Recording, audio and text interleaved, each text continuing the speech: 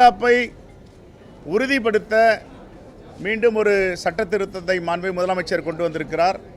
அதை காங்கிரஸ் பேரியக்கம் வரவேற்கிறது. அதே நேரத்தில் சட்டங்கள் கடுமையாக்கப்பட்டாலும் அதை நடைமுறைப்படுத்துகின்ற அதிகாரிகள் மிகவும் நியாயமாகவும் கண்ணியமாக நடந்து கொள்ள வேண்டும். இதில் எந்த மாற்று கருத்தும் இருக்க முடியாது. பல இடங்களில் காவல்துறை அதிகாரிகள் இந்த சட்டங்களை அவர்களுக்கு சாதகமாகவும் மக்களுக்கு எதிராகவும் சில இடங்களில் பயன்படுத்துகின்றனர். இது பயன்படுத்தாமல் தடுப்பதற்கு இந்த சட்டங்களை யாரெல்லாம் அதிகாரிகள் கையில் எடுத்து நடைமுறைப்படுத்துகிறார்களோ அவர்களை கண்காணிப்பதற்கு ஒரு குழு அமைக்க வேண்டும் என்ற வேண்டுகோளை வைத்திருக்கிறோம். குறிப்பாக அமைந்தகரையில் நடந்த சிறுமியின் பாலியல் பலாத்காரம், காவல்துறை அதிகாரியே அதை மறைப்பதற்கு முயற்சி செய்திருக்கிறார். உண்மைக்கு புறம்பான குற்றவாளியை ஆளாக்குவதற்கு முயற்சி செய்திருக்கிறார்.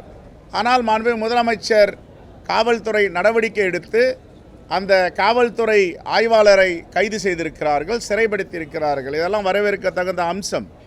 அதே போன்று நேற்றுக்கு கூட ஸ்ரீபெரும்புதூர் என்னுடைய தொகுதியில் ஒரு ஏஎஸ்பி நேரடியாக சென்று ஒரு காதலனுக்கும் காதலிக்கும் உறவினர்கள் 2 பேரும் பிரச்சனை இருக்கிறது.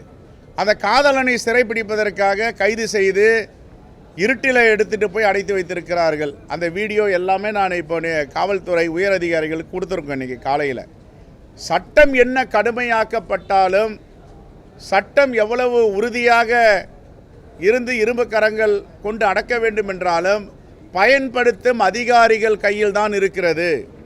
பயன்படுத்தும் அதிகாரிகள் சட்டத்தை மதித்து கண்ணியமாக நடந்தால் இந்த சட்டம் இன்னும் மென்மேலும் மெருகு ஏற்றப்படும். இந்த சட்டத்தை சீர்குலைக்க வேண்டும், தவறாக பயன்படுத்த வேண்டும் என்ற அதிகாரிகள் நினைத்தால் இதை யாரும் காப்பாற்ற முடியாது. இதுதான் இன்றைய நிலை. ஆகவே எவ்வளவு சட்டம் கடுமையாக நாம் இயற்றினாலும் இரும்பு கரம் கொண்டு அடக்க வேண்டும், பெண்களுக்கு பாதுகாப்பு அளிக்க வேண்டும் என்று இருந்தாலும் அதிகாரிகள் பயன்படுத்தும் முறையை நாம் கண்காணிக்க வேண்டும். இதுதான் மிகவும் முக்கியமான அம்சம். அதுதான் நமக்கு Aminjikarai all women police station 7W7 ஒரு எடுத்துக்காட்டாக விளங்குகிறது. பாதகம் செய்பவரை கண்டால் நாம் பயம் கொள்ளலாகாது பாப்பா. மோதி மிதித்து விடு பாப்பா, அவர் முகத்தில் உமிழ்ந்து விடு பாப்பா. அண்மை செய்திகளை உடனுக்குடன் தெரிந்து கொள்ள இணைந்திருங்கள் எம் நாடு தொலைக்காட்சியுடன்.